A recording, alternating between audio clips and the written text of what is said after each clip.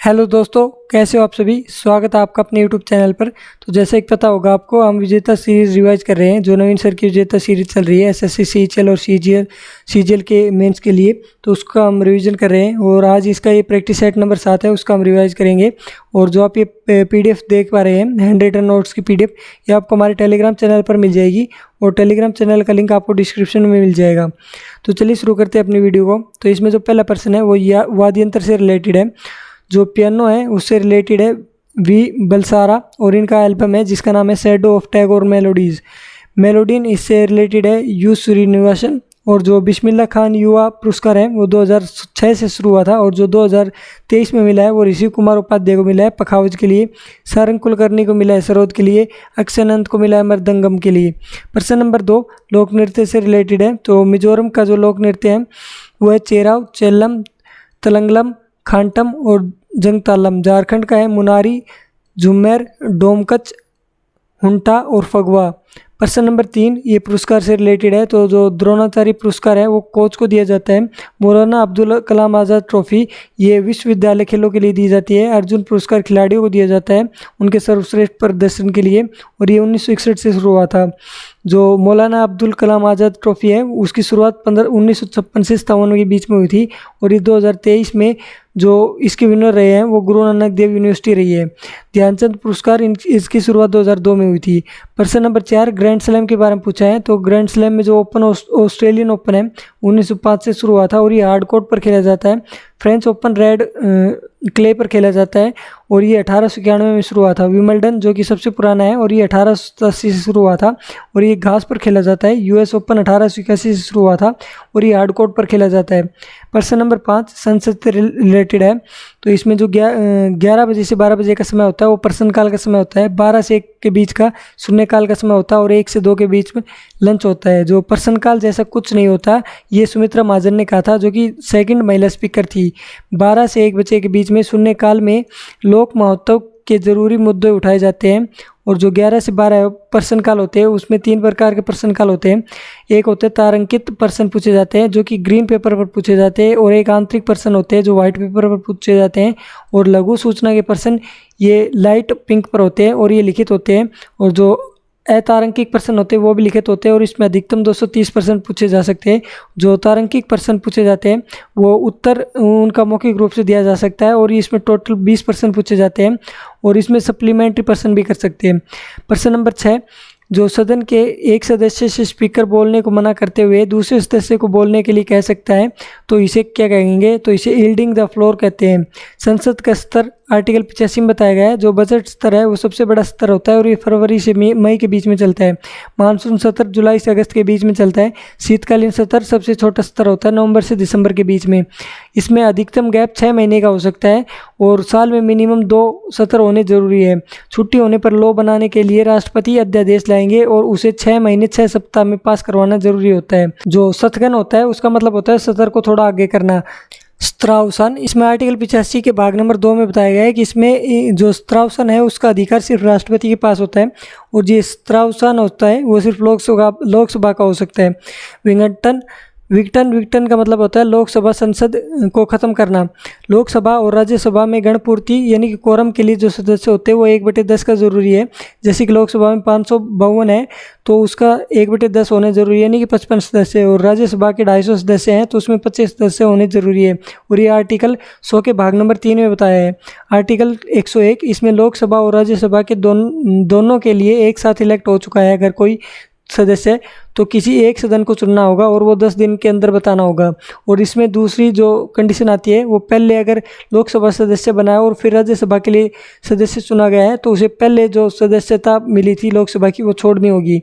और अगर तीसरी कंडीशन ये आती है अगर लोकसभा राज्यसभा सेंटर में एक में चुना गया है या फिर विधानसभा और विधान परिषद में बाद में चुना जाता है किसी भी एक में, तो 14 दिन के अंदर बताना होगा कि उसे कौन सी ज्वाइन करनी है।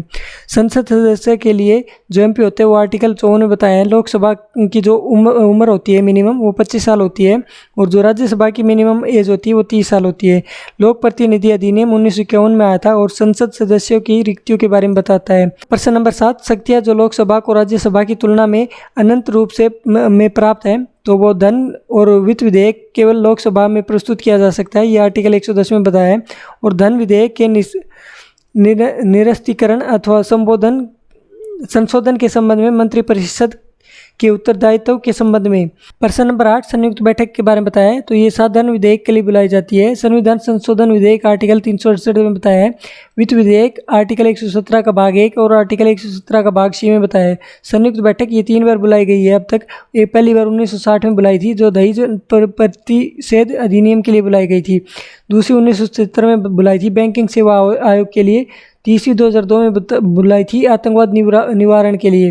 प्रश्न नंबर 9 भारत में संघ राज्य संबंध में संबंधित नहीं है, तो ये इंद्रजीत गुप्ता समिति है। ये चुनाव सुधार से संबंधित थी और ये संघ राज्य से संबंधित नहीं थी और ये 1998 में बनी थी। दिनेश गोस्वामी समिति ये 1990 में बनी थी और ये चुनाव आयोग में बहुसदस्य बनाने के लिए ये समिति बनाई गई थी। संघ राज्य संबंध इसका भाग 11 से संबंध है। भाग 11(1) में बताया गया है कि जो विधायी संबंध बताए गए इसके, जो कि आर्टिकल 245 से 255 तक है। भाग 11 के भाग नंबर 2 में बताया प्रशासनिक संबंध के बारे में, जो कि आर्टिकल 256 से 263 तक है। भाग 12 में बताया वित्तीय संबंध के बारे में, जो आर्टिकल 268 से 273 तक है। केंद्र राज्य संबंध समितियां हैं, तो जिसमें सबसे पहले शीतलवाड़ कमेटी है। ये प्रशासनिक सुधारों के लिए गठन हुआ था इसका 1966 से और 1969 तक इसने काम किया था। और इसमें ARC का गठन होता है, एडमिनिस्ट्रेटिव रिफॉर्म कमीशन, जो पहला गठित हुआ था वो 1966 में हुआ था और इसके चेयरमैन थे के हनुमंतैया और इसने रिपोर्ट पेश की थी 1970 में। दूसरा ARC 2005 में बना था। इसके अध्यक्ष वीरप्पा मोइली थे और इसने रिपोर्ट 2009 में प्रस्तुत की थी। दूसरी जो कमेटी है वो है सरकारी आयोग, जो कि 1983 में बनी थी और इसने अपनी रिपोर्ट 1988 में दी थी। इसमें 3 सदस्यीय आयोग था ये।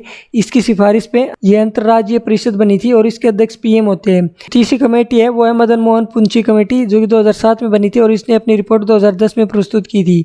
प्रश्न नंबर 10 भारतीय संघीयात्मक व्यवस्था में तृतीय तल, तो ये 1992 में जोड़ा था। केंद्र स्तर पर MP चुने जाते हैं, राज्य स्तर पर MLA और MLC चुने जाते हैं और जो स्थानीय स्वशासन है उसमें जो चुने जाते हैं वो 73वें संविधान संशोधन के तहत 1992 में 11वीं अनुसूची में ग्राम पंचायत जोड़े गए थे, जो कि स्थानीय स्वशासन के लिए चुने जाते हैं और इसमें 29 विषय हैं। 74वें संविधान संशोधन 1992 के तहत 12वीं अनुसूची में 18 विषय जोड़े गए हैं। प्रश्न नंबर 11 गुप्त काल की पुस्तकें, तो जो अमरकोश है अमर सिंह ने लिखी थी, कामासूत्र वात्सायन ने लिखी थी, मेघदूत कालिदास ने लिखी थी, मुद्रा राक्षस ये विशाखा दत्त ने लिखी थी और मृच्छकटिकम शूद्रक ने लिखी थी। विक्रमो वशीरियम ये कालिदास ने लिखी थी और अभिज्ञान सुगंतलम ये भी कालिदास ने लिखी थी और ये पहली पुस्तक थी जिसका भी इंग्लिश में ट्रांसलेट किया था 1789 में। प्रश्न नंबर 12 फाहियान के बारे में पूछा है। फाहियान की जो पुस्तक थी वो फाकियों की थी और ये भारत आया था 399 AD में और 414 में वापस गया था। ये चंद्रगुप्त सेकंड के समय में आया था। चंद्रगुप्त का सेकंड का जो समय था वो 380 से 414 तक था। समुद्र गुप्त का समय था 335 से 38 तक। जो मेगस्थनी था वो चंद्रगुप्त मौर्य के दरबार में आया था 332 से 298 BC तक और इसकी पुस्तक का नाम था इंडिका। हिंसवांग जिसे कि प्रिंस ऑफ पिलग्रिम्स कहा जाता है, इसकी पुस्तक थी CU की और ये 629 से 644 में आया था। मार्को पोलो आया था 1288 से 1292 में और ये इटली का नागरिक था। निकोलो 1420 से 1421 में आया था और ये विजयनगर साम्राज्य में आया था। प्रश्न नंबर 13 गुप्त काल में के बारे में पूछा है। तो जो ध्रुवाधिकरण होता है वो भूमिकर को कहा जाता था। कर्णिक ये भूमि अभिलेख है।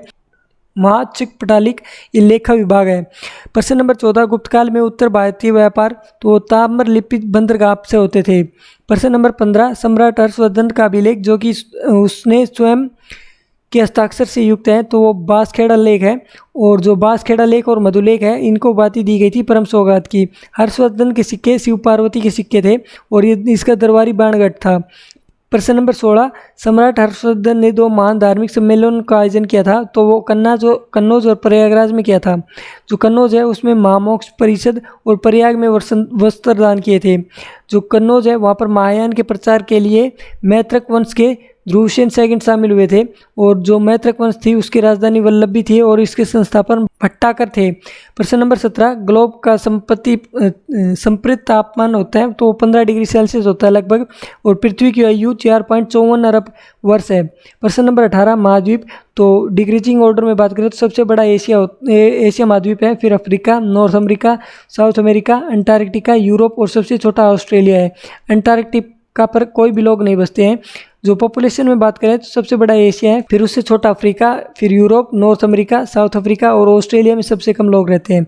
प्रश्न नंबर 19, मरुस्थल, जो चांद की घाटी किसे कहा जाता है, और तो अट्टाकामा मरुस्थल को चांद की घाटी कहा जाता है, और ये सबसे ड्राई डेजर्ट है। सबसे बड़ा ड्राई डेजर्ट अंटार्कटिका डेजर्ट है, और सबसे बड़ा डेजर्ट सहारा डेजर्ट है, और जो कि अफ्रीका में स्थित है। प्रश्न नंबर 20, हिमनद, जो कि नुब्रा घाटी में स्थित है, तो ये सियाचिन है, सियाचिन ग्लेशियर है जिसकी लेंथ 75 किलोमीटर है। श्योक नुब्रा नदी, तो ये नुब्रा घाटी बनाती है, श्योक नदी और नुब्रा नदी मिलकर। और दुनिया का सबसे बड़ा हिमनद यानी कि ग्लेशियर है वो लैम्बार्ट है, जो कि 400 किलोमीटर तक फैला है, और ये अंटार्कटिका में स्थित है। हिमनद के प्रकार 4 होते हैं, महाद्वीपीय, अल्पाइन, पर्वतीय और गिरिपद। जो इसमें हिमनद में सबसे बड़े होते हैं वो महाद्वीपीय होते हैं। प्रश्न नंबर 21, जो जड़ होती है, तो जो गाजर, शकरकंद, चुकंदर, मूली, सलजम, ये सब जड़ के प्रकार हैं, और जो हल्दी, आलू, केसर, अदरक और प्याज ये तना में आते हैं। प्रश्न नंबर 22, राष्ट्रीय खाद्य सुरक्षा कानून 2013 में लागू किया था। इसमें जो ग्रामीण क्षेत्र है उसके 75% लोगों को कवर करने की इसमें योजना थी, और शहरी क्षेत्र के 50% लोगों को इसमें कवर करना था। राष्ट्रीय खाद्य सुरक्षा योजना 2007 से लागू की गई थी। जो एफसीआई है उसकी फुल फॉर्म है फूड कॉरपोरेशन ऑफ इंडिया। ये 14 जनवरी 1965 को इसकी स्थापना हुई थी, और इसका एक्ट 1964 में आया था। जो राष्ट्रीय खाद्य सुरक्षा कानून है उसमें एलिजिबल व्यक्ति को चावल 3 रुपये किलो मिलते हैं, गेहूँ 2 रुपये किलो और मोटे अनाज 1 रुपये किलो मिलते हैं। जो एपीएल हैं यानी कि अबू पोवर्टी लाइन वाले लोग हैं उन्हें 2 किलो चावल और 3 किलो गेहूँ मिलते हैं, और जो बीपीएल वाले हैं उन्हें 35 किलो सब राशन मिलता है पूरे महीने का। उपभोक्ता संरक्षण एक्ट ये 1986 में आया था, और इसकी टैगलाइन थी जागो ग्राहक जागो, और 2019 में इसको रिफॉर्म किया गया था। प्रश्न नंबर 23, नेफेड, तो इसकी फुल फॉर्म होती है national agriculture cooperative marketing federation. ये 1958 में बना था, और इसका हेडक्वार्टर नई दिल्ली में है, और ये 4 क्षेत्रीय कार्यालय है। प्रश्न नंबर 24, भारतीय कृषि की विशेषताएं, तो श्रम अधिशेषण और अर्थव्यवस्था है। अपनी जीविका के लिए बहुत ज़्यादा श्रम करना पड़े उसे श्रम अधिशेष अर्थव्यवस्था कहते हैं। छोटे आकार की भूमि जोत होती है। उत्पादन की परंपरागत तकनीक, तो ये भारतीय कृषि की विशेषता है। प्रश्न नंबर 25, अदृश्य बेरोजगारी, तो इसमें प्राथमिक क्षेत्र में मिलती है। कृषि, वाणिज्य, पशुपालन और मत्स्य पालन ये प्राथमिक क्षेत्र में आते हैं। सबसे ज़्यादा जो पॉपुलेशन है वो प्राथमिक क्षेत्र में काम करती है। द्वितीय क्षेत्र में विनिर्माण आता है। तृतीय क्षेत्र में सर्विस सेक्टर आता है, और सबसे ज़्यादा जो जीडीपी का रेशियो है वो सर्विस सेक्टर में है। प्रश्न नंबर 26, फिजिकल क्वांटिटी, जो कि कभी भी नेगेटिव नहीं होती, तो वो दूरी होती है, यानी कि डिस्टेंस कभी भी नेगेटिव नहीं हो सकती। प्रश्न number 27, the trajectory of A projectile is parabolic, इसका पाथ जो होता है वो पैराबोला होता है, और मैक्सिमम डिस्टेंस के लिए 45 डिग्री पर किसी भी चीज़ को फेंका जाता है। प्रश्न नंबर 28, रिटार्डेशन का क्या अर्थ है, जो नेगेटिव एक्सेलरेशन होती है उसे रिटार्डेशन कहा जाता है। प्रश्न नंबर 29, कैथोड किरण प्रयोग, तो इसका जो प्रयोग किया था इस पे जे थॉमसन ने किया था, और इलेक्ट्रॉन की खोज भी जे थॉमसन ने की थी। प्रश्न नंबर 30, परमाणु के कक्ष में संयोजक इलेक्ट्रॉन अधिकतम संख्या का सूत्र होता है, तो 2n² होता है। n यहाँ पर नंबर ऑफ सेल होते हैं। जो पहली कक्षा है उसमें बैलेंस निकालेंगे तो इसमें 2n² होगा। इसमें n की जगह पहली कक्षा है तो 1 रखेंगे तो इसकी वैलेंसी 2 आ जाएगी। ऐसे ही अगर दूसरी कक्षा का निकालेंगे तो वहाँ पर 8 आएगी, तीसरी कक्षा में 18 और चौथी कक्षा में 16, और जो इनका रेशियो होता है वो 1:4:9:16 में होता है। प्रश्न नंबर 31, बाह्य कोश यानी कि आउटर मोस्ट सेल में उपस्थित इलेक्ट्रॉन्स की संख्या को वैलेंस इलेक्ट्रॉन कहा जाता है। जो समान संयोजक होती है यानी कि समान वैलेंसी होती है वो हैलोजन ग्रुप में होती है। इसमें फ्लोरीन, क्लोरीन, बेरियम और आयोडीन आती है, और ये 17th ग्रुप में आते हैं। जो 18th ग्रुप है उसे इनर्ट गैस और जीरो गैस कहा जाता है। इसमें जो संयोजकता होती है वो 0 होती है। प्रश्न नंबर 32, गुणसूत्र के बारे में है। तो X गुणसूत्र वाले शुक्राणु 23 गुणसूत्र होते हैं, और Y गुणसूत्र में भी 23 गुणसूत्र होते हैं। मानव में 23 जोड़ी होते हैं, और जो 44 गुणसूत्र हैं उनको ऑटोसोम कहा जाता है, और XY गुणसूत्र होते हैं उनको क्रोमोसोम कहते हैं। प्रश्न नंबर 33, लिंग निर्धारण के लिए उत्तरदायी एलोसोम्स होते हैं, जो सेक्स क्रोमोसोम इसे कहते हैं, और पुरुष में XY होता है, और जो फीमेल में गुणसूत्र होते हैं वो XX होते हैं। प्रश्न नंबर 34, गुणसूत्र जो लड़कियों में होते हैं वो XX होते हैं। प्रश्न नंबर 35, मेंडल ने जो मटर का प्रयोग किया था तो उसमें मटर का पौधा ही क्यों चुना था? तो मटर का पौधा इसलिए चुना था क्योंकि उसमें विषम दिखने वाले गुण होते हैं और इसमें नर और मादा जनन अंग एक ही पुष्प पर होते हैं। प्रश्न नंबर 36, ICC विश्व कप खिताब, तो भारत ने 13 साल बाद ये खिताब जीता है। 2011 में ODI जीता था, उसके बाद अब 2024 में T20 वर्ल्ड कप जीता है और इसको होस्ट किया था वेस्ट इंडीज़ और USA ने। इसमें भारत ने अफ्रीका को 7 रन से हराया था। इसमें man of the match Virat Kohli रहे हैं जिन्होंने 76 रन बनाए थे, जिन्होंने 76 रन बनाए थे। Man of the series Jasprit Bumrah रहे हैं, इन्हें 15 विकेट ली थी। और जो अगला T20 वर्ल्ड कप है वो 2026 में होगा, ये इंडिया और श्रीलंका में होगा। प्रश्न नंबर 37, भारत ने 46वीं यूनेस्को विश्व धरोहर समिति की बैठक आयोजित करने का फैसला लिया था, तो वो भारत मंडपम में की गई थी। तो साइट में इसमें 24 साइट शामिल की गई हैं। इटली में अब तक सबसे ज़्यादा 60 साइट है, चाइना में 59 है, भारत में 43 है, जिसमें कि 35 कल्चरल, 7 नेचुरल और 1 मिक्स साइट है। एक मिक्स साइट कंचनजंगा है जो कि सिक्किम में स्थित है। 43 साइट म्यूजियम्स बने हैं और ये ह्यूमन्स के कब्रिस्तान थे। ICH में अमूर्त, ICH होता है अमूर्त सांस्कृतिक विरासत। इसमें टोटल 15 चीज़ें शामिल है, जिसमें पहली वैदिक मंत्रों का जब शामिल किया गया था जो कि 2008 में की थी, और 15वीं गरबा शामिल हुई थी जो कि गुजरात का फोक डांस है। प्रश्न नंबर 38, मर्सर की cost of living city ranking 2024 के अनुसार भारत का सबसे महंगा शहर है, तो मुंबई भारत का सबसे महंगा शहर है और ये पूरी दुनिया में 136वीं इसकी रैंक है। उसके बाद दूसरा जो महंगा शहर है वो नई दिल्ली है और इसकी 165वीं रैंक है। फिर बेंगलोर जिसकी कि 195 रैंक है, और जो दुनिया का सबसे महंगा शहर है वो हांगकांग है जिसकी पहली रैंक है। सिंगापुर दूसरी रैंक पर आता है और ज्यूरिक जिसकी तीसरी रैंक है, और ये मर्सर इसकी स्थापना 1990 से हुई थी। प्रश्न नंबर 39, इसमें न्यूयॉर्क के टाइम्स स्क्वायर की तर्ज पर टी स्क्वायर बनाने की घोषणा की है, तो वो तेलंगाना में की है। तेलंगाना के CM सी रेवंत रेड्डी है और इसके राज्यपाल जिष्णु देव वर्मा है। लोकसभा की सीटें 17 है, राज्यसभा की 7 और विधानसभा की 119। प्रश्न नंबर 40, चिपचिपी मुद्रास्फीति, तो ये एक ऐसी घटना है जिसमें कीमतें आपूर्ति और मांग के परिवर्तन के अनुसार शीघ्र समायोजित नहीं होती। तो ये प्रश्न नंबर 40 था। जो टोटल प्रश्न 40 थे वो मैंने आपको रिवाइज करवा दिए हैं। अगर आपको वीडियो अच्छी लगी या फिर थोड़ी भी हेल्पफुल लगी है तो वीडियो को लाइक करें और चैनल को सब्सक्राइब करें, और आपको वीडियो कैसी लगी हमें कमेंट बॉक्स में ज़रूर बताएं। तो मिलते हैं आपसे अगली वीडियो में, तब तक के लिए धन्यवाद।